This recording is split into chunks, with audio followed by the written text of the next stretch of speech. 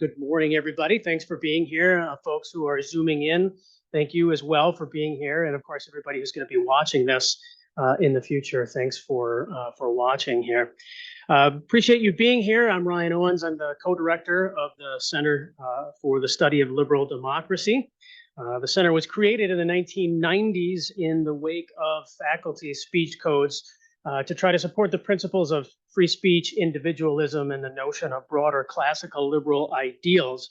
Since then, we've been busy teaching students, training them, and of course, holding programming events such as this to try to further those principles and focus on topics that universities tend to ignore. Today, we're happy to host this event on Black conservatism, the past, present, and future. So according to Pew Research, there is a notable trend among Black Republicans these days. For example, Black Republicans are younger than Black Democrats and even white Republicans. Around 3 in 10 Black Republicans are ages 18 to 29. So we're seeing a trend among that cohort, as well as we're seeing a trend, I think, more broadly. At the same time, we've seen a number of Black conservative groups prop up across the country as well. So what we want to focus on today is why are we seeing this movement? What explains it? And where is it headed? So that's what our speakers are going to address today. So to be clear for everybody, this event it's not about partisanship. It's not about Republicans or Democrats. It's about conservatism as an ideology and why it is that that ideology appears to be on the rise among Black conservatives.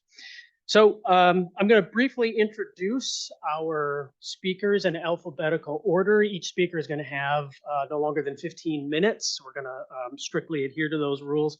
And then after each of the speakers goes, we're going to hold sort of an open forum here where I'll ask a couple of questions. In the meantime, you'll see that throughout the room here, we've got some note cards and pens set out. If you have questions for the speakers, feel free to write them down, bring them up.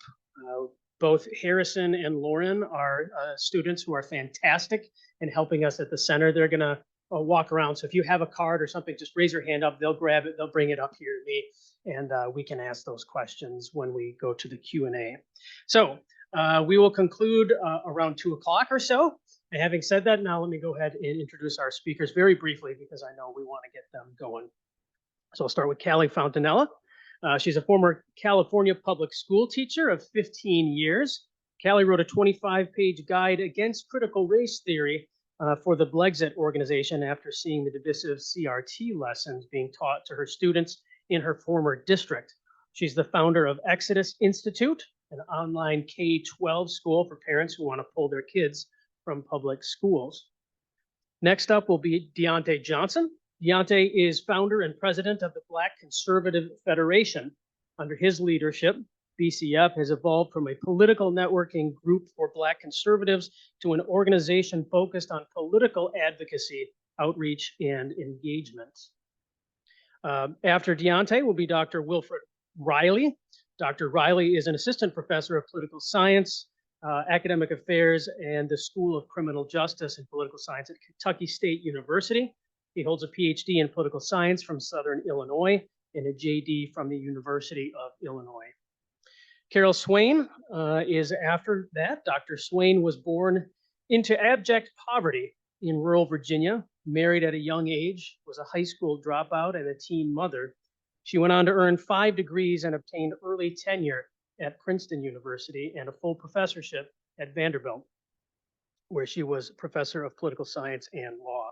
Today, she is a sought-after political commentator, prominent national speaker, and best-selling author. She's the founder and CEO of 3 businesses and also runs her nonprofit, Be the People. I don't know what you're doing in your free time, but if you could please turn your microphone off, folks, on Zoom. Carol is a mother, grandmother, and great-grandmother. She resides in Nashville, Tennessee. And then finally, Robert Woodson. Bob is the founder and president of the Woodson Center. 1776 Unites and Voices of Black Mothers United. He's an influential leader on issues of poverty alleviation and empowering disadvantaged communities to become agents of their own uplift. He is a frequent advisor to local, state, and federal government officials. He's the recipient of many awards, including the prestigious John D. and Catherine T. MacArthur Genius Fellowship Award.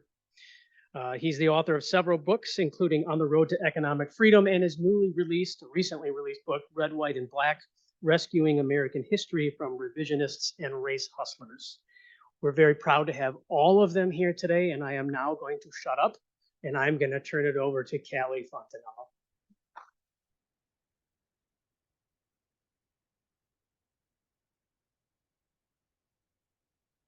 Boy, Black conservatives can bring in the crowds, can't we?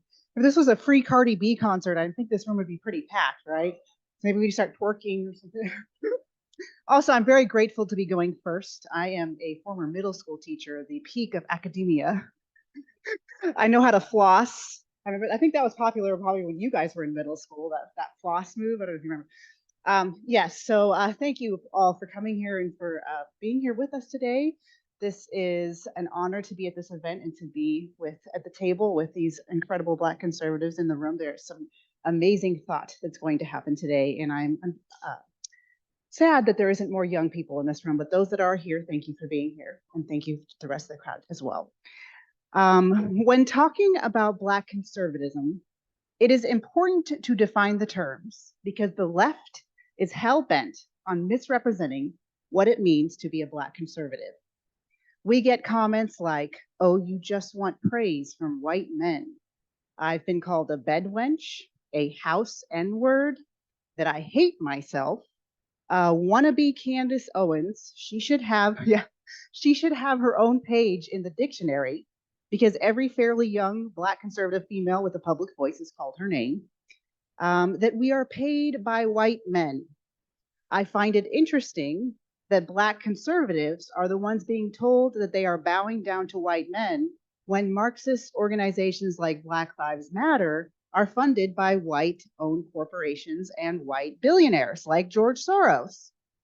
There isn't a Black conservative in this room being funded by a white billionaire, and if you know that white billionaire and you are being funded by a white billionaire, please give them my name. I have a school. All right. Okay. Black conservatism, in its simplicity, is about these core values: preserving the nuclear family and parental rights, also respect for the nuclear family, self-sufficiency and financial independence, not government dependence, the pursuit of education and not just at left-leaning colleges, because that's part of the reason why this room isn't full, it should be full, but an overall growth mindset for the Black community, love and faith in God and the founding principles of this country. The left often touts the lie that Black conservatives deny that there is systemic racism. We do not deny that there's systemic racism. There is racism in this country, and I do believe that there is an attack on Black America. We just don't leave out facts. We don't leave out facts. In this country, so often policies and laws that were put in place to oppress Black America were done by those with a D in the name. And that's why that history is often left out, especially in our high schools. I'm not going to go into details for the sake of time about this, but I do recommend 3 books.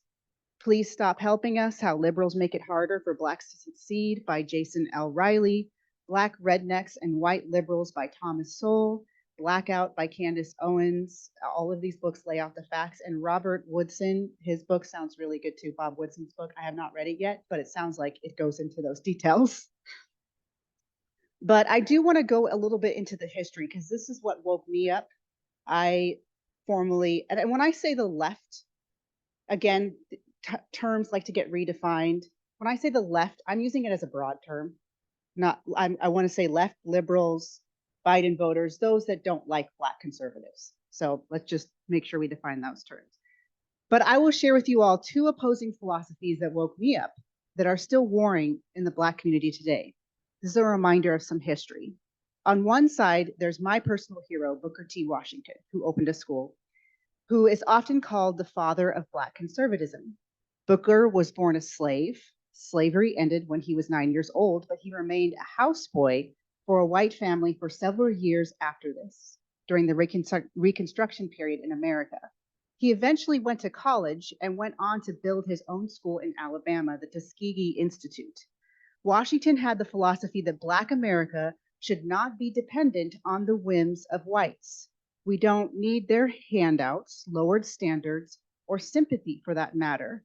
At his school, students learned independence through trade like blacksmithing, carpentry, printing, mechanical and architectural drawing, electrical and steam engineering, horticultural, cooking, and various other profitable skills. I'm a former public school teacher, middle school and high school. Barely any of those skills are being taught to our students today in high schools, which is a shame, an absolute shame. Washington preached that all forms of work is honorable and all forms of idleness is disgraceful. Consider these surprising quotes that I heard from him when I was going through my awakening from Washington.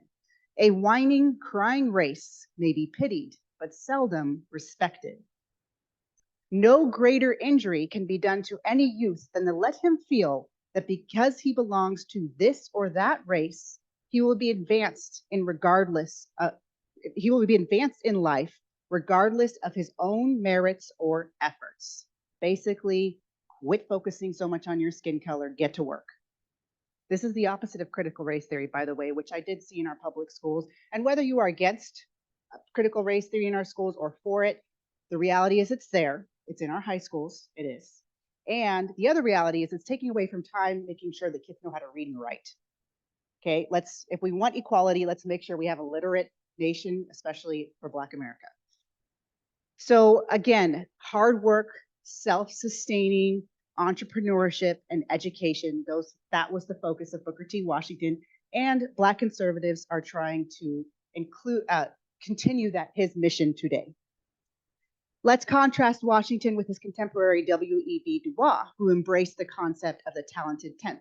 They did agree on a lot of things. They're often put together as contemporaries that they were against each other, but they also agreed with a lot with each other. But this is where he stands out, that 10% of the Black race, again, the talented 10th, this is W.E.B. Du Bois, that 10% of the Black race, the highly exalted, should lead. The idea that in every race there's the brightest, the gifted, and they should be the representatives of the race and do all the thinking for the poor 90%. Now, if I were into his idea, I would definitely choose some of the people in this room. But again, that's not our focus. Our focus is not about just this talented 10%, but it's about lifting up the whole community. Of course, this is a simplified explanation of Du Bois, and he did alter his views later in life, but it's clear his focus was on Black leaders, on representation, having Black leaders in politics, and it's natural for someone who believes in a ruling class to gravitate towards socialism, since socialism always ends in a ruling class. In fact, Du Bois encountered socialist ideas while studying in Germany, attending rallies of the German Social Democrat Party, eventually joining the Communist Party in 1961 and renouncing his American citizenship. Far-left organizations like Black Lives Matter have continued to push for socialism as a solution for Black America, with the founders admitting that they are trained Marxists. And just like Du Bois, their focus is on representation, coupled with the lowering of expectations and standards, for the majority. The installment of Black elites who are supposed to help Black America, which of course led to a Black president, but he did nothing for Black America. You can't point to anything that he did for us specifically as a race. President Biden bragging about how he will only choose a Black woman as a Supreme Court justice. These pandering moves do not lead to more respect for the Black community. Whether she is qualified or not, many will always question the choice of Ketanji Brown Jackson because her skin color had so much to do with the decision. And we all know that she will continue to vote for the disproportionate destruction of Black babies. So much so that in some cities, we aren't even replacing our own population. So I leave you with this. It's a Bible verse. When you sit down to eat with the ruler, consider carefully what is before you, and put a knife to your throat if you are a man given to appetite. Do not desire his delicacies, for they are deceptive food. The point being, be careful what the rulers are offering you. One side is demanding reparations from white people, government handouts, socialism, free this and free that. And I want to remind you all that there is a cost for all this, and we are seeing this cost being paid today. A loss of respect, an increase in idleness, a young, entitled generation, government dependence, endless pity. I'm so tired of the pity, tired of it. Less autonomy, and ultimately, as we have already seen, the destruction of the family, particularly Black families. This is a never-ending fight for us Black conservatives, and we need the freedom and fortitude to reject it all. So I guess we are the House Negroes, except that we want Black America to buy the land, own the construction company, then design and build the house with our own merit, our own intelligence, and our own freedom.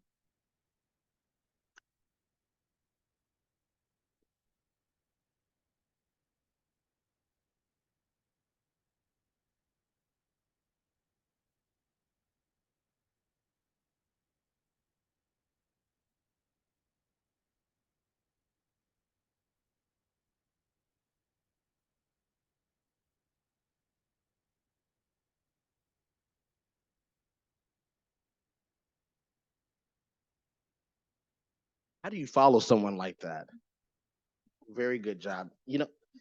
So I'm always speaking in a group where I am the only conservative on the panel. So I'm really enjoying being amongst like-minded people and in a room with like-minded people. So you guys got to excuse me because this is a very rare occasion. Yes. But as the president of the Black Conservative Federation, I don't mind that. I don't mind that because I believe that we have to go to every corner of this country explaining and sharing the truth. And I believe that instead of preaching to the choir, we have to grow the congregation. And that's what I do with the Black Conservative Federation is grow the congregation. And so we're going into communities where they know nothing about conservatism, and to be honest, they know nothing about liberalism either. And we're just having the conversations. Grassroots. Grassroots is a very important part of our political system. We have the policy side of conservatism. We have the scholarly side of conservatism that I'm here with, individuals like Dr. Swain, who is amazing if you ever had a chance to have just a one-on-one conversation with her. But talking about what it means to be conservative. And we're talking about Black conservatism. I'm in the belief system that a Black conservative is someone who dares to believe the teachings of their grandparents. Simple. Someone who dares to believe the teachings of their grandparents. Talk about the First Amendment. Growing up, I never met a Black family who did not tell their children that they have the right to say whatever they want to say and that they should not be limited by anyone. Second Amendment. Growing up, I never saw a household that did not have a gun in the home. Whether it was legal or illegal, it was in the home. But also, I never heard a story, and I would always hear this, is that the government is too much in our business. They're too involved. Limited government. The government has tried to run our households, and we have seen that it has backfired. Government tried to take the men out of the homes, and now we're fighting fatherless homes. And we're also fighting a weird case of LGBT and transgenderism and all this other, whatever. We've seen that because we've taken the fathers out of the homes. The government has tried to tell you that we will take care of you, and now we're fighting with poverty, and we're fighting where we're spending so much money on welfare because the government has not only tried to replace the father in the home, but they've also tried to replace the government. The government has tried to replace God. And so we talk about the conservative principles, and being Black conservative and being Black all my life, I know that conservative values is the only values of Black America. So why is it that 95 to 96% of Black Americans are voting Democrat? Well, there's a guy who ran for president, and his name was Lyndon B. Johnson. And he said that these Black, I'm paraphrasing because I can't say all the words that he said, but these Black folks are getting uppity. And I don't like it. So therefore, we have to give them something to make them think that they have it all, but not enough to make them think, to make them pretty much run us. That was his mindset. That was the Democratic Party's mindset. And I always ask the question is, how do you enable someone? How do you keep someone right where you want them? You give them things and you make them comfortable. Now, I guarantee you, if I talk to Dr. Swain, and when she was raising her daughter, and if her daughter right now says, Mom, I need to come back home, she's going to say, okay, what's wrong? And she may say she's having financial problems, or she's running to this and running to that. But I know Dr. Swain, and Dr. Swain is going to say, well, you can come back, but you're not going to sit on the couch. You're not going to eat up all of my food, but you are going to either work or you're going to embed yourself and get an education, or get a higher education. She's not going to let her daughter come in and just sit on the couch and do absolutely nothing. Am I right? Okay. I was scared for a minute. Yes. And that is the problem that we have, is that the government has said, the Democrats have said, listen, you can come and you can sit on our couch, you can do absolutely nothing, and we're going to take care of you. Now, Dr. Swain knows this, and the government and Democrats know this, that is not teaching anything. That is not creating anything. That is not uplifting or inspired. And that is what the problem that we're having with the Democratic Party. Then we have when we talk about critical race theory, because critical race theory is the same thing. Because what happens is they start to get Black Republicans now, and Black Republicans are smarter. And so Black Republicans are out, and we're sending the message that, listen, the Democratic Party does not want you to succeed. And so they have to now say, you can't succeed because you're Black. So now they're teaching that, because we've mastered pushing away the Democrats' narrative that people can't succeed, and saying that there's opportunities, and this is the land of opportunities, and the Republican Party is the party of opportunity. To now, they're now teaching students. They said, we got to start earlier. We have to make sure the students know that, unfortunately, because of their skin color, they can't have a doctor in front of their name. And I think I'm sitting here with two people that have doctor in front of their name. They can't become the president of the United States. They can't be a congressman. They can't be a dean of students. They can't be a doctor. They can't. And what happens is, and we always ask the question, why are we facing so many in our communities like Chicago, and where I'm from, in Washington, D.C., and Detroit, why do we have so much violence? Why do we have so much crime? Because what happens is that hope that Barack Obama said that he was instilling in America was a failed promise, just like everything else. It's that these kids have no hope. And when you remove the hope from a child, you remove civility. And that is the problem.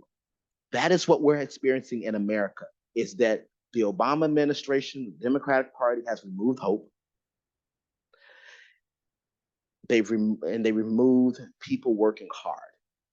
Now, I say this speech every time I go out anywhere, and I just want to see some hands, and you may not, you may have not. Has anyone seen The Cosby Show? Okay. Has anyone seen the show Good Times? Has anyone seen the show Family Matters? Has anyone seen The Fresh Prince of Bel-Air? Okay. So let's start with Good Times. Good Times, they were so proud to take a hand. They did not want a handout. They wanted to really pull themselves up by their bootstraps, and they didn't want the government getting involved in what happened in their homes. It's the first one. Family Matters. Carl Renslow was a police officer, and throughout the TV show, he taught not just his children, the actors, but America how to respect authority. Police officers, your parents, and authority in general. Fresh Prince of Bel-Air. I say the Fresh Prince of Bel-Air showed Black America how good it can get. You had a judge that had a butler that had rich kids, and he showed them how good it could get. The Jeffersons is another one, how good it could get. But the problem that we've seen in America and Hollywood is that they've taken those shows away. Those shows represented conservatism. Right now, you look at TV, you see reality TV shows and you see Black people fighting on TV. And so we went from how good it can get to the worst part of the community. How low can you go? You just added to my speech. Thank you, sir. I'll give you the credit the first time. I'll give you credit the first time, but I'm taking it for myself the next time. But that's where we are. And that is the problem that we're having. So at the Black Conservative Federation, we show everyone how good it can get. And we go into communities and say, listen, forget what everyone else is saying. If he did it for me, if he did it for the panelists here, he can do it for you. God can do it for you. But also, you got to make sure that you realize that these politicians only want to uplift themselves, and they're worried about themselves. You have to worry about yourself. And so tell your children every night that they can be anything that they want to be. If your child wants to be an astronaut, you can definitely do it. Never deny them a future.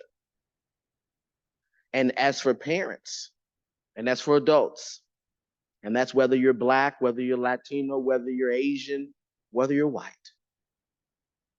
The only barrier in this country that you can allow to take you back is yourself.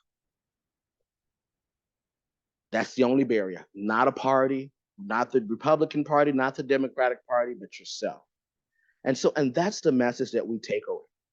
That's the message that we use. Frederick Douglass said that I will unite with anyone to do good and no one to do wrong. And that is our message. The Black Conservative Federation, I'll leave you with this. We have 2 rules of engagement. The first thing is that we believe in engaging without enraging. We'll go anywhere. We'll have a conversation with anyone, but we're not going to argue with people.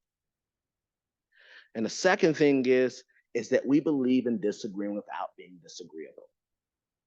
Is that we're going to say what we're going to say, you're going to say what you're going to say, but I'm not going to roll in the mud with the left.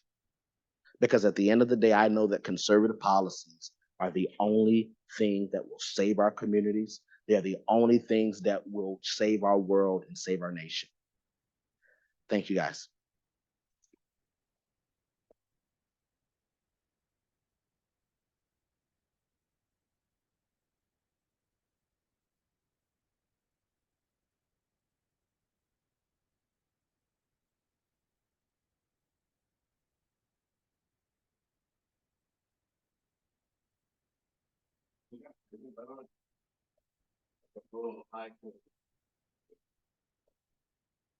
But all right, so my topic today, if I can give it a title, is the empirical reason for Black conservatism and Black optimism.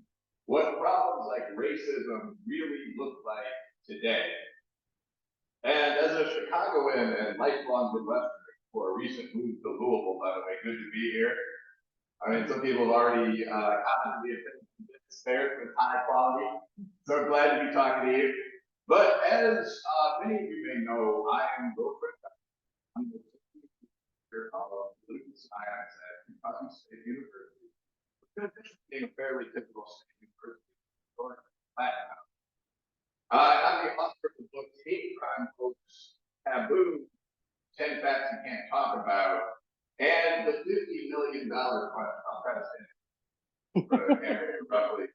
As well as a decent chunk of what was until recently the #1 selling book on Amazon, the 1776 project Red, White, and Black, alongside my older cousin Bob, who you can see in the Zoom screen to your upper right. But as regards the whole idea of Black conservatism, heterodox Black views, I'm here to talk about the reason why I hold a lot of those beliefs, about how the actual kind of numerical picture of the USA looks a lot different from what we're often told by kind of financially motivated fearmongers, in my opinion. So in one of my books, I won't keep looking throughout this, but the big question that I ask is kind of, are regular citizens correct in feeling like we're almost being lied to?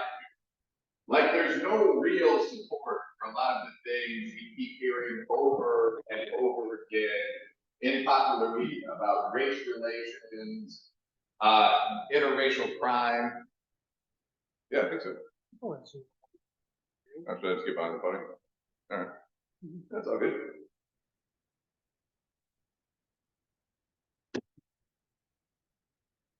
All right, this one working?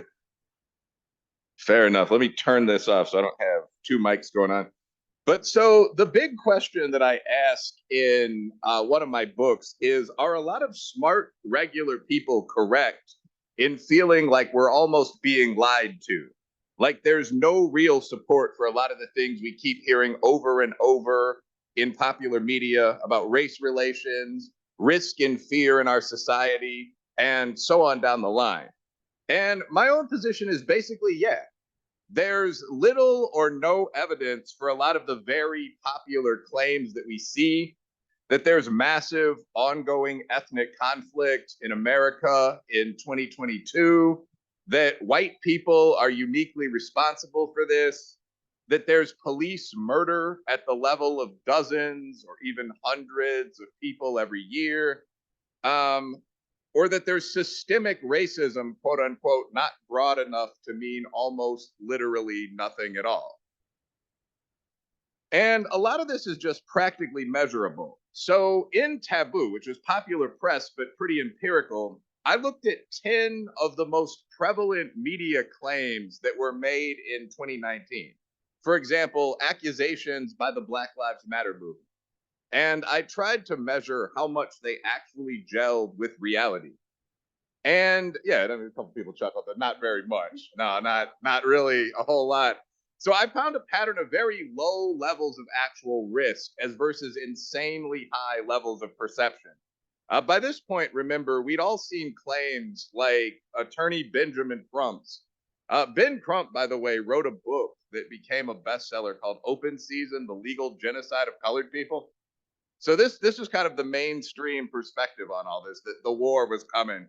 Or Chernobyko's argument on primetime Fox that hundreds of or thousands of unarmed Black men were basically murdered by the police annually.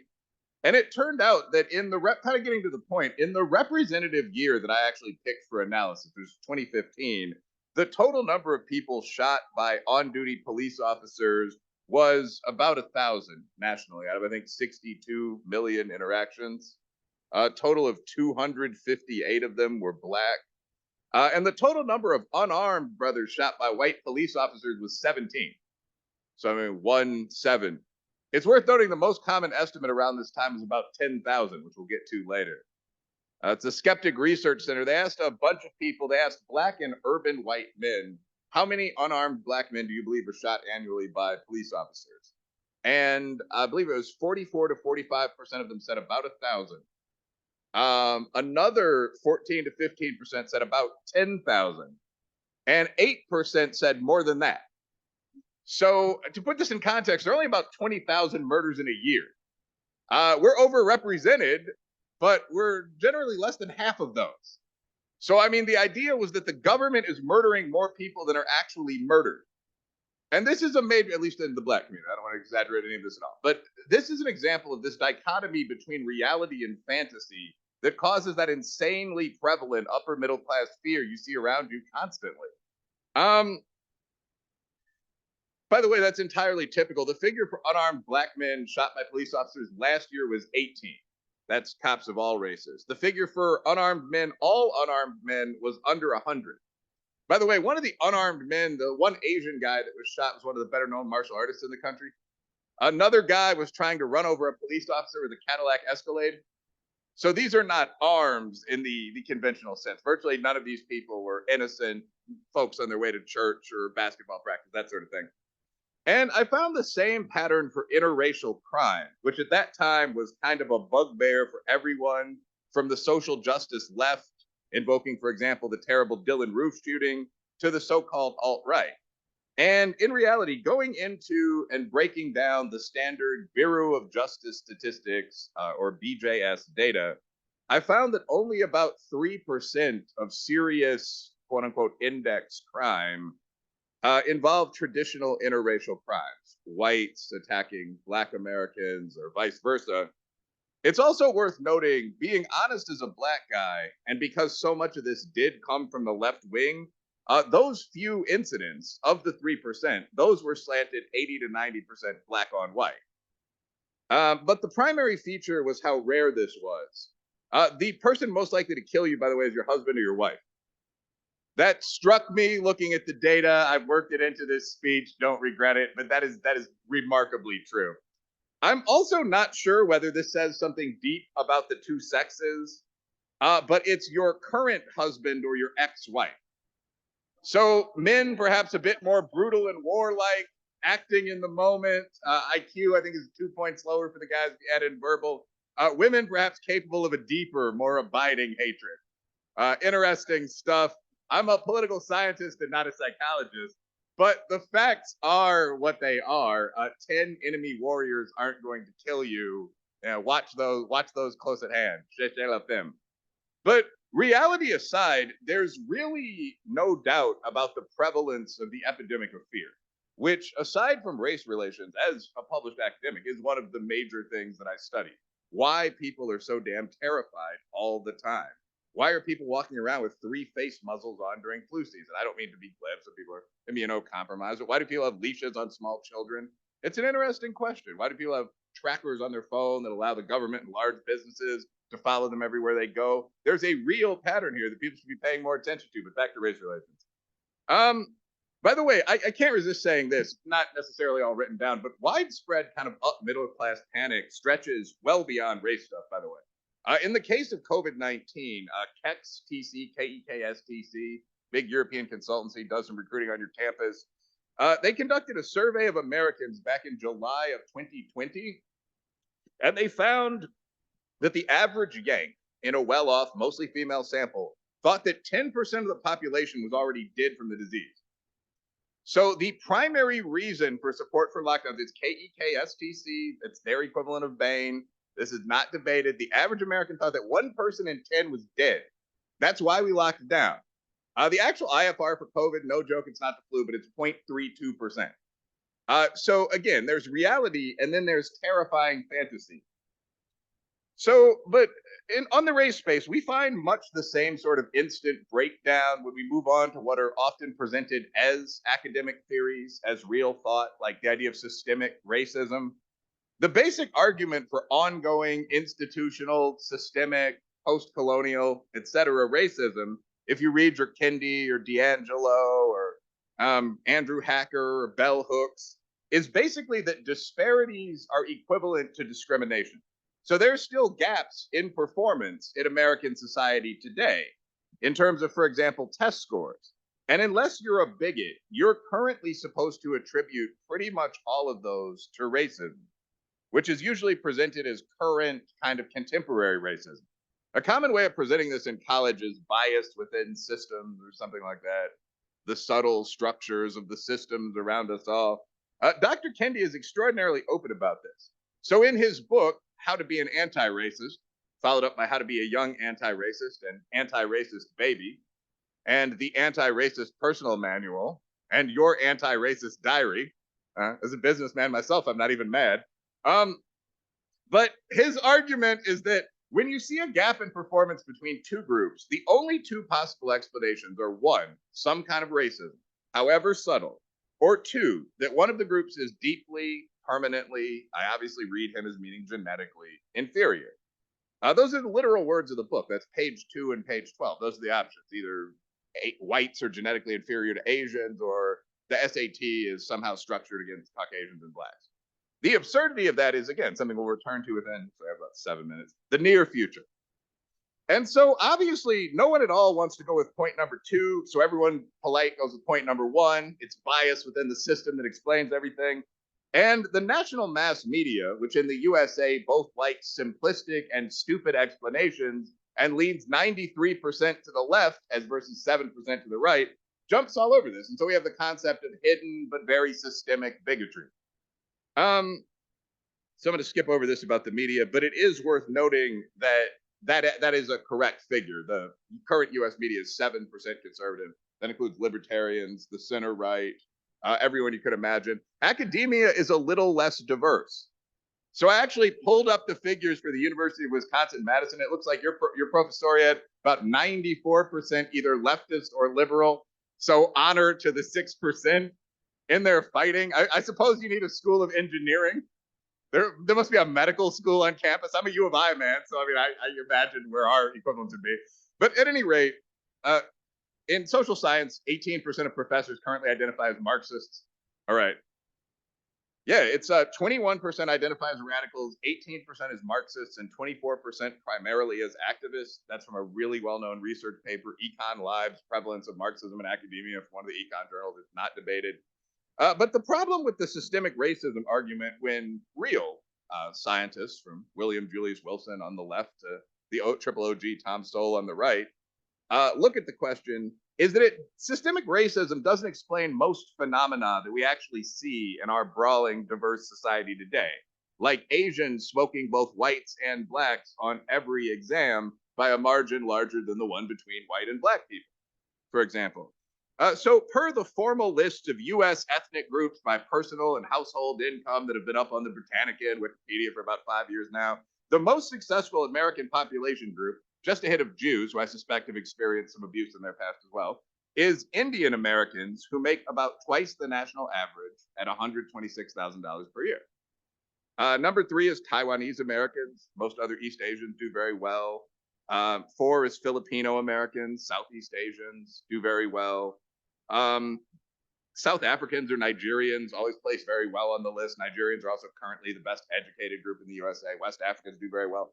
So there's an obvious third explanation here. In reality, large groups like blacks and whites and Asians are different from one another for a whole variety of reasons. Culture, the environments that people choose or wind up in, past racism, which affects things like wealth, even random luck. So to show racism, and this is important, you have to adjust for these things using the kind of models that some of you guys are probably learning to draw up at a top college right now.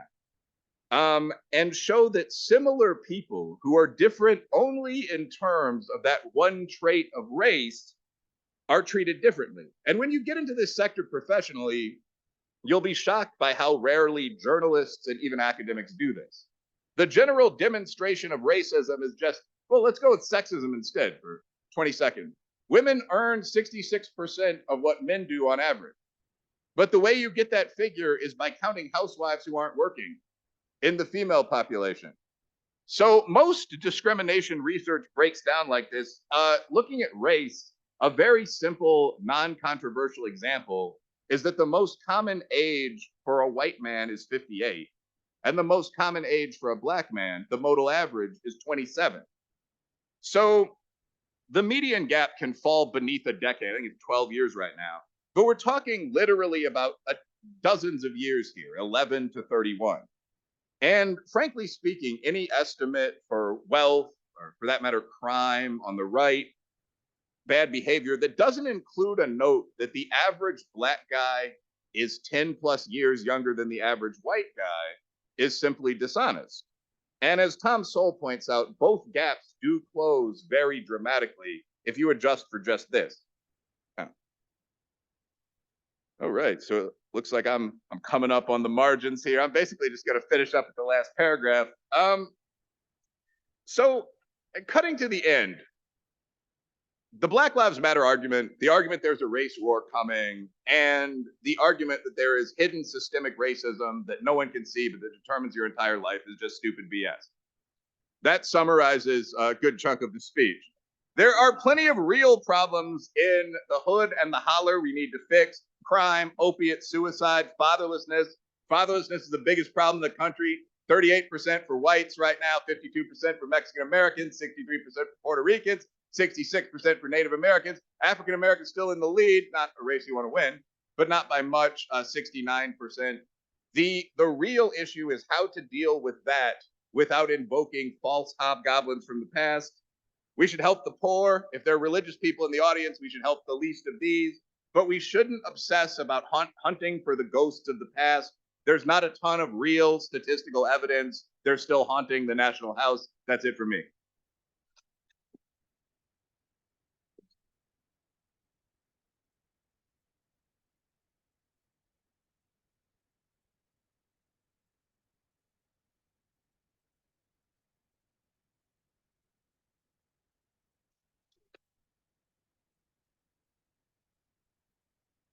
How many of you think that this should be required for all university students for extra credit?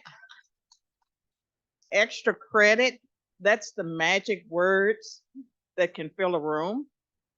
And so I'm hoping that the live stream, I know there are lots of people that are watching this online, and this will be available, that people can maybe watch it and show it. Maybe they can show it in class, because I think the ideas here are very important, and that no one should be afraid of knowledge. And often we find that people are afraid of knowledge. And the reason why we don't have as many people as we'd like here is that people are afraid that something would challenge them. And we really want young people and college people to learn how to be critical thinkers. And you cannot be a critical thinker unless you're exposed to divergent views. And so that is my preface. And I'd like to thank the young people that are here. And I see there's a very, very young person here. And I hope that she gets something out of it. Thank you for coming. Okay, so I'm getting ready to go on. Okay. I want to share the screen to you. Okay. So we're about ready to start the show. That was my preface. You got that free, but it's eating into my time. Oh, don't worry Okay. about it. No, let's see. Okay. I click here.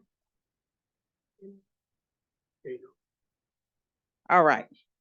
So I've had an unusual life. And so what I'm going to do is talk about what my life has taught me about identity politics and a lot of other nonsense. And one of the things that you should know about me is that my journey, it's not like most people you encounter in academia. As you can see, I'm Black. I was born into poverty, one of 12 children, no running water, no indoor plumbing. That means we didn't have a bathroom, and we didn't even have an outhouse. We were that poor. We had little food, and I experienced bullying as a child. And contrary to what you may have heard, bullying didn't just start happening recently. Okay, how do I advance this? Oh, okay. So according to social scientists, all the people, someone like me, underprivileged, a victim, I was going nowhere. If you looked at my background, I would be doomed to fail. We might say that they were wrong.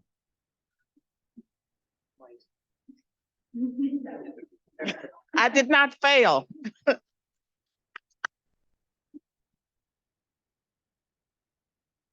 And when I got into college and I took my first sociology class, that's where I learned that I wasn't supposed to be able to do any of the things that I'm doing. Also learned that if I was a child of alcoholics, by the time I was 40, I would become an alcoholic and I would complete the pattern. They were wrong about that too. And academia, I started at a community college. You didn't have to have high scores to get into one. You didn't even have to have a high school equivalency. I did have one. I dropped out of school after the 8th grade, GED, went to a community college. From there, I went to Roanoke College in Salem, Virginia. I graduated magna cum laude because I studied. I purchased and checked out books on how to make A's in college, how to take essay exams, how to do objective tests. I applied those rules and it worked. Did not want a career in criminal justice. I picked that field because it had the least amount of math. I didn't want to do English. Criminal justice was perfect for me. But I did not want a career in criminal justice, so I became a political scientist and got a master's there. And people encouraged me to continue my education. Ended up getting my PhD at UNC Chapel Hill, became a university professor at Princeton, was tenured early, and then I went back to school and got a master's in law after I had been a professor for 10 years. That was quite an experience. And I chose Princeton as my first position. I've taught at Princeton, I've taught at Vanderbilt. I chose Princeton because of the way they recruited me. During this time, they had minority positions where they would advertise a job for 3 minorities. You'd compete against your group. They would take the best of the Black or the best of the Hispanic or the best of the best. And I did not want that. I was a political scientist. I was a congressional scholar. I wanted to compete against everyone. And so Princeton recruited me the way I wanted to be recruited. For that, I will be eternally grateful. And some people would say, well, they told you what you wanted to hear. And they told me they had looked at hundreds of applications and I was the best qualified. That's what I wanted to hear. And I got early tenure. My success, I experienced rejection from, whites and Blacks, but white liberals in particular. They would say the most denigrating, racist comments towards a Black conservative, and they get a free pass. And so because I didn't agree with them about how a Black person is supposed to look and act and what they're supposed to think, I experienced rejection. And the longer version of this talks about my journey because when I started Princeton, I was always like a spiritual person. Then I was agnostic. And then later I had a Christian conversion experience. But somewhere along the way, I discovered, and this was after I left Princeton, is that a lot of the things I thought were true were false, and that I had been indoctrinated, and all of us have been indoctrinated in some sort of way. I had been lied to, and I had been deceived, and you have too, whether you know it or not. And some of the things that I learned was I'd been a Democrat all of my life. If you're from the South and you're Black, you're born Black and you're born Democrat. And so I was a Democrat. And so those political views, I believed, I don't know if I ever believed that because I was conservative in some ways all along because I had common sense. And so I didn't believe that everything should be free, but there are people that believe healthcare, education, daycare, transportation, everything should be free, free, free, free. And I know that that's not possible and it doesn't work. And it may be free to somebody, but someone else is paying for it. I wanted more out of life. And I ended up rejecting a lot of things. And some of the things that I learned about life is that your attitude, what you believe about the world, that's more important than your race, your social class, your sexual orientation, anything about you. It's what you believe about the world. And if you believe that the world is stacked against you because of whatever reason, you're not going to go very far. And the people that actually succeed are the people that believe that they can succeed. And I believed in traditional values of hard work. I grew up at a time when I'm sorry, I'm looking at my time. I grew up at a time when I believed if you worked hard, you could achieve the American dream if you got an education. And that's what I did, and it worked. And so I chose truth. There is a truth out there, and there are a lot of things you may learn that there's no truth. Take my word for it. There is truth, and you can find truth. You can know truth, and the truth shall set you free. And so truth has empowered me. It's set me free, and it's taken away fear. And that's why I am bold enough to say what I believe. I believe in the First Amendment, and I will fight for the First Amendment. Your rights as well as mine. I believe in fairness, justice, and truth. And it was truth that led me to freedom. And we all want freedom. There's something in us that wants to be free. My quest for truth is reflected in my life's work. And I can tell you that over the years, my research and my life experiences have come together to form a coherent whole. And I would say that God has woven the tapestry of my life, as he's doing with you all too, whether you know it or not. And when you look at academia, like what happened, what went wrong, why the university campuses the way they are, well, bad philosophical ideas have gotten us into trouble. There's Karl Marx, Frederick Engels, Antonio Gramsci, Saul Alinsky, and there's a whole bunch of others that are left out here, but their ideas have permeated academia. It doesn't matter whether people say that they're Marxists or not, the professors. The Marxist ideas have just become commonplace, and the radicals of the 1960s are running our institutions. So all of my ideas have come together, and I'm very briefly going to show you some of my work. This book in 2002, The New White Nationalism in America, that was the first book I wrote after I had a Christian conversion experience. It's 500 and some pages, and I thought maybe I'd be leaving academia. But I argued that there was a nonviolent social movement aimed at white Americans who were aggrieved over racial double standards, and that so this was it was a new white nationalism. It wasn't KKK, it was not neo-Nazism, and the main tactics were argument and persuasion, and issues like affirmative action, high black on white crime, and liberal immigration policies were being used to divide people, and mostly politicians and people in power were not addressing these things. You couldn't talk about it. I argued that the language of multiculturalism and identity politics fueled white consciousness and caused white people to think in terms of white interests. And I argued that if there was a black interest and a brown interest and a yellow interest, there would also be a white interest. My solution was to move away from identity politics towards the American national identity.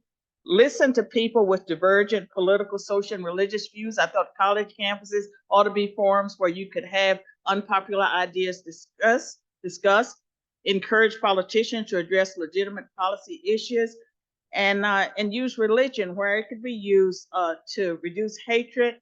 And I argued that the problems cannot be laid at the feet of one particular group, that blacks and whites were equally responsible for the conditions that we're seeing certainly in the 20th and 21st century. Each side had to take responsibility. And you can imagine that book was not particular. I mean, it did all right, but people got upset because I said that it wasn't just a white person's problem. This is the first book that was written. That was an academic book, Cambridge Press. This next book was written for the general population. First time I did a book for the population, I was very concerned about what I saw happening in the Obama administration. And it was an appeal to we the people in the Constitution to stand up, be the people who reclaim our nation. And I argue that you cannot have a nation unless you build on some common themes. And I believe that educated people in America, and even some leftists say some of this, that you need to know the Constitution, the Bill of Rights, Declaration of Independence, and I would also say biblical values like the 10 Commandments, not because you are going to necessarily adhere to them, but there's so many references to biblical concepts as in our world and in our literature and law that you cannot be educated unless you had that foundation. So that was that book. And then 2021, my book, Black Eye for America, How Critical Race Theory is Burning Down the House, argues that CRT violates our Constitution, our civil rights laws, traditional American values, and tenets of Christianity. It needs to be resisted in K through 12, and that knowledge is power. And this book was like a how-to manual for parents, and it had ways that you could fight back. Two chapters on fighting back. The new book, released in August, The Adversity of Diversity, How the Supreme Court's Decision to Remove Race from College Admissions Will Doom Diversity Programs, argues that the same factors that led to the striking down of race-based college admissions applies to every diversity, equity, and inclusion program in the nation. They violate the law and the Constitution in the same way. They create conflict and resentment. And our goal as an American people should be e pluribus unum, out of many one. And I believe we can have diversity without discrimination. And we need to rethink our ways of achieving diversity. I do not believe for a moment that you would have lily white institutions if you stop the discrimination on the basis of race. You might not have the quotas where they're trying to get a certain percentage of Blacks and Asians and Hispanics. You wouldn't have that, but you would never have lily white institutions because people respond to the incentive structure. And the schools that did not discriminate against Blacks had Blacks. Going back to the period immediately after slavery, Harvard admitted its first Black in 1869. And my takeaway points: identity politics can never bring about unity because they're rooted in neo-Marxism. Our goal should be e pluribus unum, out of many one. Armchair philosophers like the image over here on the right are part of the problem, and that there are eternal truths and values that can bring about unity of purpose and vision. And that, my friends, is a short version, fast version of my presentation. Follow me on social media, and don't be afraid of ideas. Thank you.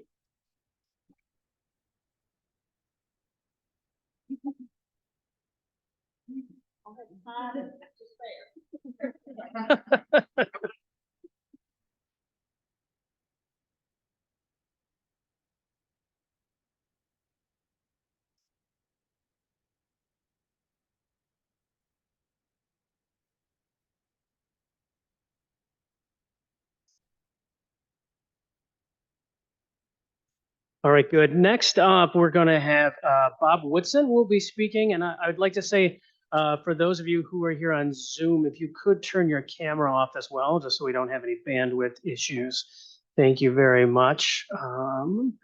Bob, we are going to pull you up. Can you hear us all right? I think you are muted right now. Can you hear me all right now? Yep, we sure can. We sure can. You have the floor now, Bob.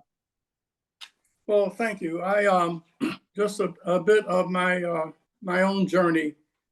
I was born during the Depression in Philadelphia, in a segregated low-income community in Philadelphia, Pennsylvania, in 1937. That's a million years ago. But the reality was that we could walk, elderly people could walk safely in those communities without fear of being assaulted by their grandchildren. I never heard a gun fired. All the children in the schools could read. I never heard of a child being shot to death in their crib. Even though we were living in segregation, all of the businesses in the community were Black owned and run. And most of the plays in elementary school, the Black schools, were held at night. And third grade plays were and at the back tables, lunch pails filled the tables because they were held at night. There were so many parents. 98% of those households had a man and a woman raising children. So that is where my mother was the youngest of 5 children. Mother with a 5th grade education. Dad died when I was 9, which meant that I had to rely on peers. When they were a year older than me and they graduated from high school, I was left unaffiliated. I quit high school, went into the military in the 50s, finished high school, was in the space program, got out, worked at night at a juvenile jail to get the degree from Cheney, Pennsylvania, and then University of Pennsylvania School of Social Work. And I've got involved in the civil rights movement, having led demonstrations in Westchester, Pennsylvania, the home of Barrett Rustin, 30 miles west of Philadelphia. But I left the civil rights movement following the death of Dr. King over two very important issues that brings me to this. One is on forced busing for integration. I was against forced busing. I believe the opposite of segregation was desegregation, not integration.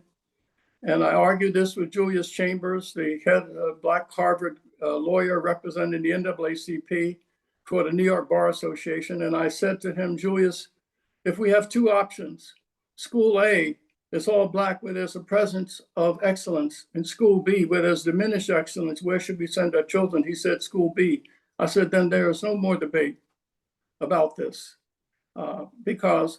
and so I thought that the Supreme Court 54 decision should never have been argued on separate as inherently unequal. I felt it should be strategically unequal. The other issue that brings me to my comments today was when we led a demonstration outside of Wyatt Laboratories for jobs. When they desegregated, they hired 9 Black PhD chemists. When we asked these brothers and sisters to join that movement, they said they got these jobs because they were qualified, not because of the struggles and sacrifices people on the line who were janitors and hairdressers and factory workers made. And I realized then that there was a bait and switch going on that continues to this day, that we use the demographics of poor people to promote remedies that benefit the middle class. And so from that on, I left the civil rights movement and began to work on behalf of low-income people of all races. And that has gotten, and I've continued that. And the reason that I believe that we're in this mess today is racially has more to do with what happened in the 60s when the civil rights movement changed from demanding equal rights to equal outcomes when we turned to government, when many of our Black civil rights leaders became Black elected officials and they became democratic. And they were the recipients and managed the $22 trillion that the government poured into poverty programs, where 70 cents of every one of those trillions of dollars went not to the poor, but those who served the poor. They asked which problems are fundable, not which ones are solvable. And as a consequence, we created a commodity out of poor people that continues to exist today. And that's why low-income Blacks who populate these cities that have been in decline, where out-of-wedlock births soared and violence continues to be a plague in those communities, because the benefits have not gone to the least of God's children, but those programs have been a patronage mill, and it continues to this day. And so race is being used as a shield and a sword, a shield, so that questions won't be raised. Why, if racism were the issue, the question is, why are Blacks suffering in institutions run by their own people for the last 50 years? And the spear is used against anyone who dare challenge this proposition. And so race has been used as it continues, and that's why we have the deterioration now. And so the question, though, is what is the solution? I left the civil rights movement, as I said, and I was introduced to the American Enterprise Institute, my first conservatism, because I joined the conservative movement because conservatives have strategic interests that are aligned with the poor, because they don't profit from the existence of poverty. So there's strategic interest that is compatible with the poor. I think someone said that 2 out of 10 people with college educations, whites rather, works for government. 6 out of 10 Blacks with college education works for government. So a lot of our middle class is really aligned with the poverty industry. And so there, you're talking about strategic racism. There's strategic disconnect between the interests of a lot of our middle class and the interests of the poor. And so there is structural inequality there and structural perverse incentives for solving these problems. But But as a conservative, it's important, though, not to assume that everything that has the label of conservatism is righteous, and therefore all America has to do is embrace conservative principles and life will be fine. As I go into low-income communities, I can't tell which political philosophy is in place when I look at the plight of poor people in these communities. And that's why I say that poor Blacks and poor whites and all, they have no strategic friends or permanent enemies, just permanent issues. And so I believe that we serve the principles of this nation by promoting policies that uplift the least of God's children. That should be the measure of effectiveness of policies, not whether they're conservative or liberal, but whether or not the policies that are pursued have the consequence of uplifting the least of God's children in these communities. And so I just think that when Hannah Nicole Jones published 1619, that forever defines America as structurally racist and that racism in its DNA, and therefore all whites are villains to be punished, and all whites are victims to be compensated. The Woodson Center, what we wanted to do is challenge that, not with a counter argument. People are tired of tribal warfare. What they want, so what we offered in 1776 Unites is an inspirational and an aspirational alternative view of this. And so people are motivated when you give them victories that are possible, not constantly reminding them injuries to be avoided. So our big pushback against the false claims of the left that the problems facing Black America are as a consequence of the legacy of slavery and discrimination, our response was to publish a series of essays where we presented facts that contradicted this assumption and this proposition. And so our essays, for instance, so if you want to oppose, we had one of our scholars looked at the records of 6 major plantations at the end of slavery to find out what was the state of marriage. 70% of all slave families had a man and a woman raising children. We document that the nuclear family continued for 100 years in America, and it was a foundation of our strategy to resist slavery and discrimination. Only 10% of Blacks after slavery were illiterate. And but our churches got together, and in less than 40 years, that number climbed to 70%. When we were denied access to hotels, we built our own. In every major city, there was a Black hotel. We even had our own railroad in Baltimore, Maryland in 1868. When 1,000 Blacks were fired, we went to our church's burial societies and got the capital to start our own railroad in 18 years. And so we believe it is important when we're pushing back against these false claims, we must present an alternative, inspirational alternative narrative that when whites were at their worst, Blacks were at their best. And when we're confronting these claims that somehow affirmative action is what we need, that we must dumb down standards as a condition of Black progress, we need to instead point to what happened in the South between 1920 and 1940 with the 5,000 Rosenwald Booker T schools. The studies in 2009 revealed that the education gap between Blacks in the South was 3 years, 8th grade for whites, 5th grade for Blacks. But because of the Rosenwald schools between 1920 and 1940, we closed the gap within 6 months, within just 20 years. The same was true with 5 major high schools, as Walter Williams pointed out, that were in New York, Baltimore, Washington, Atlanta, and New Orleans. We had overcrowded classrooms, used textbooks, half the budgets of white schools. The sons and daughters of maids and butlers, sharecroppers were in those schools. Yet in every one of those 5 Black high schools, we out-tested all white schools in those cities. the Golden 13, when in 1943, when there were no naval officers, and when the Navy decided, because of Eleanor Roosevelt's urging her husband, we trained 16 Black college men, and so the Navy gave them in 8 weeks what they gave white cadets in 16 weeks. We didn't protest that. What we did, they covered their windows and they studied, and when they were tested, they scored in the 90th percentile. They didn't ask for a different test.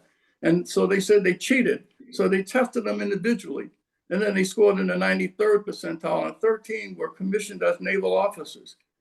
So what we do in our publications, we have story after story, example after example, that when whites were at their worst, Blacks were at their best. And we have put this into school curriculums, K through 12. In the past year, we had 115,000 downloads all over the country. So my point is, if we're going to push back against the assault on the values of this country, we cannot do so by just saying to Americans, well, if you just become conservatives, embrace these principles and values, then we'll be fine. What we must understand that we must ally ourselves with people in these communities whose actions embody those values and those virtues and principles, and join in common community with them and give them an opportunity to speak for themselves. And that's what we're doing with 1619. We have a sequel coming out where we're telling the stories of people who are applying these old values to our new reality. So it is important, if we are to make a change in society, we have to also be willing to be critical of white conservatives too. It isn't just Black conservatives, white liberals who are profiting from the race grievance industry. There are white groups also benefiting. They don't want this problem to go away either, because they receive a lot of funding in opposition to this. So if we are to be credible among Black people as Black conservatives, we have to be willing to be critical of white conservatives as well, and be steadfastly riveted on solutions. Again, people are motivated to change and improve when you give them examples of victories that are possible. Let me end with one example of one politician, Dick Riordan, became the first Republican to be elected mayor of Los Angeles in 1990. Because Dick Riordan came into East LA, he planted charitably and harvested politically, but he didn't plant and harvest in the same year. He went to low-income Hispanic leaders and asked them what they needed. He recruited some friends, and they built in 2 years the Dick Riordan Center. It's the first new facility built in there. Only after he addressed the needs of low-income Hispanics in that community. And when he ran for the mayor's office, he was the first Republican to be elected in 35 years. And when he got reelected, he won by 60% of every racial and ethnic demographic, because again, he came in and addressed real needs of real people. And that's what, if our conservative principles are to prevail in America, we have to reach out and demonstrate and recruit people by supporting these people in the communities whose actions embody the values that we want people to follow.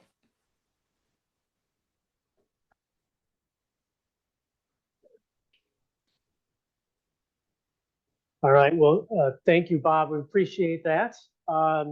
It's the time now where we're going to go to a group discussion here, a Q&A session. So folks, if you want to turn those mics on, that's great. Carol and Will, you probably want to put yours on the right side since you're going to be looking in this direction a lot. Otherwise, it's harder to hear when it's on your left. So I'm going to start off with the first question. If you do have questions, again, write them down.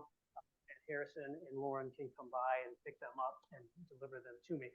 I'm going to start off with the first one. I think each of you suggested in one way or another that we haven't had the right policies so far. Leaders haven't adopted the correct policies.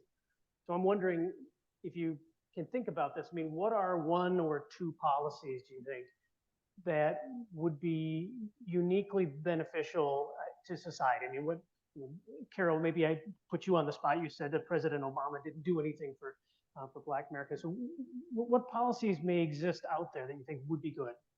Well, I mean, one of the things that I'm strongly advocating for today is that we return to the intent of the 1964 Civil Rights Act and its extensions. And what came out of that was discrimination on the basis of race, sex, color, religion, national origin that was prohibited. And what ensued was an atmosphere of equal opportunity, active recruitment of talented minorities. It prohibited segregation.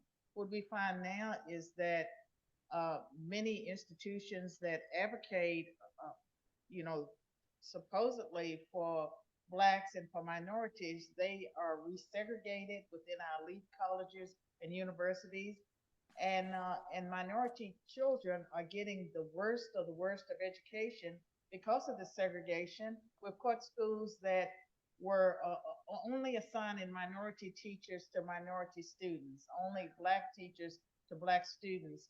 And I think that if we want true diversity, then we have to end the discrimination, and we have to let all Americans know that they are protected by the Equal Protection Clause of the Constitution and our civil rights laws. And our nation is so diverse now. By 2047, or if not sooner, whites will be a minority in this country. There are states where they are already a minority, and Americans as a whole are not thriving. And so if we want to make America better, we just need to return to something we got right in the mid-1960s, and that was the laws prohibiting discrimination. Other thoughts on this? I think a lot of the problems in Black and poor white communities would actually be very easy to solve. I mean, so not easy to solve entirely, but easy to pull down from current levels. I mean, so the Black homicide rate basically doubled during the Black Lives Matter era. I mean, it's always been high relative to the white baseline, but I mean, that went from something like 16 per 100,000 people per year to, I think last year was 33, age adjusted. So, I mean, one thing that I would do to improve day-to-day quality of life just for working class people is enforce the law. I mean, it sounds almost like a joke, but in many large, quote unquote, blue cities, no one does. I mean, a close friend of mine lives in San Francisco. They're what they call the shoplifting cap. The amount you can steal before you get arrested is $1,000. So, I mean, people will walk into stores and steal $995 worth of goods. You know, I mean, we've seen the rise of mass looting in some neighborhoods, probably 70+% Black, although Hispanic, working class white certainly as well, if you look at who the BLM protesters actually were. So, I mean, I would enforce the law. I would bring back cash bail. I would not have a limit you could steal up to. If you steal anything, you get the classic 7 to 30 days in jail, you know, the bullet. I mean, I would start enforcing the law. You know, when you, and by that, obviously I don't mean kill people. It's an old prosecutor's line. Like, yeah, just give them a month, give them a year. Sure. But, you know, that, although I would bring back the death penalty at the upper end for a variety of things, actually. But get tough on crime. And a sideline of that would be get tough on illegal migration. When you look at something that's driven down wages and the sort of jobs that both Black and Appalachian communities in my state usually have, you know, there's actually an interesting scholarly debate on this, but it's hard to imagine, 5,000 people in the last 3 years, hardworking guys that shouldn't be here, walking across the border, contributed to that. So the main thing that I would do to improve life for working poor Americans in general is kind of bring back the forces of civilization. Put a cop on the corner. You know, you go to jail for 5 years if you tag a post office truck, which I saw recently in Louisville, our largest city. You know, that sort of thing. I think that would have an enormous effect. Last line, this isn't a hypothetical. I mean, multiple countries have done this. Some of the Eastern European states have begun doing this. El Salvador recently went from the highest murder rate in the world to the lowest murder rate in the Western Hemisphere, at 2 per 100,000. That's below the rate for whites, Blacks, certainly Hispanics in the USA, anyone in this country. And they did it by the simple expedient of throwing criminals in jail. They took any young male that was caught with either a weapon or the tattoos that mean a certain level of gang initiation, charged them with, I'm sure, real things in the majority of cases, and threw them in these giant prisons on the side of one of their mountains. And there is no crime.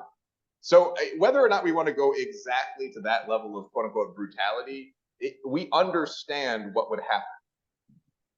Carol, it looks like you want to jump Just a in. quick comment. I would not consider arresting people that were committing crimes or as brutality, but defund the police.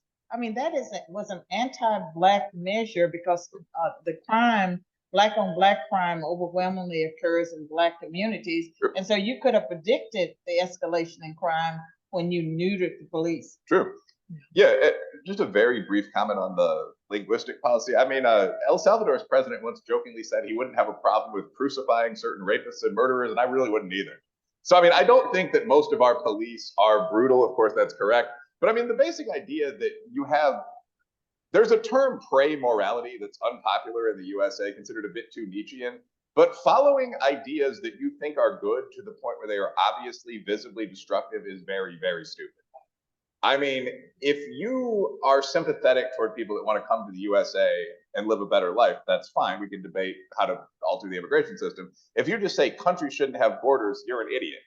So I think that a reaction to idiocy is aggressive contempt. We need more aggressive contempt and less idiocy. Mm-hmm. Well, we certainly need less idiocy, that's for sure. So I want to switch to a slightly different topic that a number of people have asked about. And I think, Kali, we can probably start with you on this because it deals with education. I think we see some pretty significant gaps in achievement in terms of scoring and the like in our public schools right now. And it's a big problem for everybody, but it seems to be disproportionately affecting young Black people. At the same time, there seems to be a reluctance to adopt school choice or some sort of a reform there. So what are the options to help improve educational outcomes so that we can then help people down the road? Bring women back into their homes instead of having them work so they can raise their children and pay attention to their education. I think that's the problem, is that we have a lack of parental participation, and parents have just dropped their students off at school and trusted the environment, and they are apathetic to what's going on in our schools. And it's just we have to get parents involved, and they need to fight for what's going on in the schools because it's their children, not ours. Mm-hmm. And I saw firsthand these policies that are coming out. As a public school teacher, I saw it when they decided to get rid of honors classes in my district because there wasn't enough minority students in these honors classes. And my first job was teaching in Compton, all Black and brown kids. They can meet the standard. So take away the control of all the interests that are in our schools that have taken the control away from teachers, they've taken the control away from parents, and start giving it back to them. Diante, you want to chime in? I agree. Accountability of parents. And, you know, I'm a strong believer of school choice. I believe that parents should be able to send their children wherever they want to send their children. But as conservatives, sometimes we forget a major component is that parents don't really care. Well, they're stressed. Yeah, they're stressed. They have too much going on. That's why I think women need to get back in the home. And what happens is, and looking into the Black community while we look at the test scores, is you have parents that may never see a paper inside of their child's book bag. You have parents, I remember coming home with a C, and I thought my entire life ended. Kids are now coming home with D's and F's, and parents are like, okay, we'll go play the game, you know. And parent accountability. I believe, and I'm a firm believer that a child that fails is failing because of the lack of parent involvement. And I say that because in looking at public schools, and right now I'm teaching a hybrid government class at a public school. And they've had pretty easy assignments, if you ask me. And kids just aren't turning in the work. It's not because they don't get what the assignment is. It's laziness of they're not doing the work. I remember coming home and my parents asking me, "Did you have homework?" You know, they'll ask how school was, but do you have homework? do you, let me see your homework if I say no. Or, you keep saying that you have no homework, I'm going to call the school and see if you're telling me the truth. And if you are, I need to have a conversation with the teacher on why you're not having homework. You have something to study. We have to have parents more accountable. And they want to be accountable. We need to have a strong economy and bring jobs back so that the man can make a lot of money. And it can support the household, and then the woman can do what she's supposed to do, which is raise the children. Yeah, I mean, and that goes with what we're seeing with inflation and what we're seeing with so many other costs, is that it's requiring that both parents have to work, but also both parents having, a parent may work from 6 a.m. or 7 a.m. to 7 p.m. a 12-hour shift. And growing up in the Midwest, you always saw, the manufacturing. And so parents, both women and female, they worked in manufacturing. So it was really hard a lot of times for them to leave and go to a parent-teacher conference, or leave and go to school in the middle of the day. And what time they got home off a 12-hour shift. And I mean, you guys know this in the Midwest, is there are some jobs where you don't get they may say you're off at 5 o'clock, but you may not get home and may not leave until 6 or 7 o'clock. And we're seeing that, we see that within the big three. They're having that argument right now, and so many manufacturers. So I think really trying to figure out how we can get parents more involved in the process, I think that'll change that. Add on, we talk about the parents. I'm in Benton County. I've been in the public schools for 17 years, and I've left because of the decline of education. They don't require kids to take home. The new age teachers are shackled to teach what DPI tells them in the curriculum. And they make the excuses of, we don't want to give kids homework because they may be too stressed out at home and all of this stuff. This is what's going on here in the DEUC. Yeah, it is. And my own students and my kids at their school, the teacher said, we don't believe in giving homework because a lot of kids have family responsibilities. They have to work. And I said, well, how do these kids get any better? And they said, oh no, the data shows that homework doesn't matter. Like, well, years of experience, I think, suggest otherwise. I have a theory. Carol? They don't want to give homework because they don't want the parents to know what they're teaching the children. Yeah. They don't want to grade it. I also think they don't want to grade it. Yeah. Well, so let me, I want to bring Bob in on this too here. So we've had a lot of questions here about messaging and how you reach people. And I know each of you have had this in some respect or another. But Bob, maybe we could start with you on this. I mean, you've got a fantastic message, you all do. How do you amplify it? How do you reach people? First of all, I use whatever platform I have to give voice to others. We, for instance, have organized Voices of Black Mothers United. These are thousands of mothers Black mothers who lost their children to homicide. Sylvia Bennett Stone is working full-time as a director, and we have chapters in about 7 cities. They have taken out a full-page ad, for instance, in USA Today, opposing defund the police. And they have been having events all over the country in cooperation to promote trust between the Black community and the police.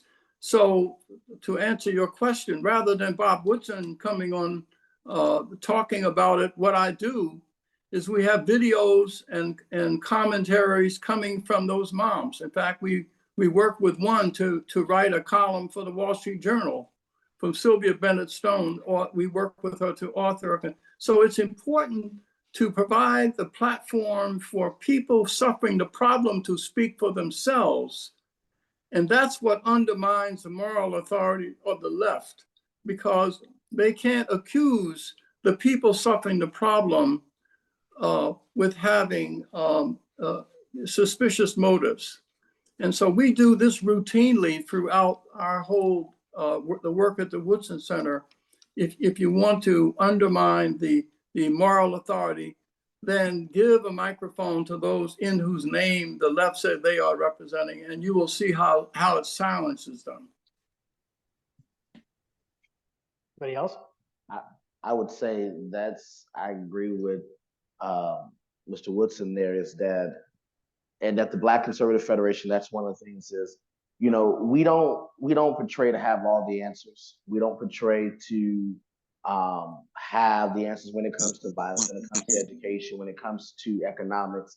But one thing that we've seen that works is when you give the microphone to those that are experienced, the expert matters in that subject, and it's not the people who do the research or get the statistics, but it's the people that's living it.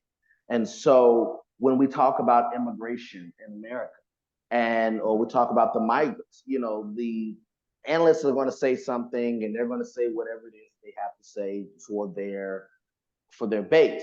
But when you talk to the people directly, I've been talking to people in Chicago about the migrants coming to Chicago, and people will say, conservatives will say, well, Democrats are voting Republican. Those people, they're voting Democrat, and they don't know what's going on, and they know what's going on. They're voting these people in, and Republicans will say one thing, Democrats say, but if you actually talk to the people, they actually don't know, because we sometimes have ourselves to think that people eat, think, and live politics. The average person does not. The average person is taking care of a family, working a full-time job, and dealing with things that they may not see a news for 2 weeks. And so they don't know that migrants are being shipped to cities. They don't. Just a minute. If you're on Zoom, please, if you could mute your camera, mute your. Shut the fuck up, you faggot. Shut the fuck up, you faggot. They're rebelling. Yeah. But they don't know what's happening in the, you know, fuck your university. Fuck your university. All right. I take it this guy doesn't agree with us. What's this, like a hacker or something?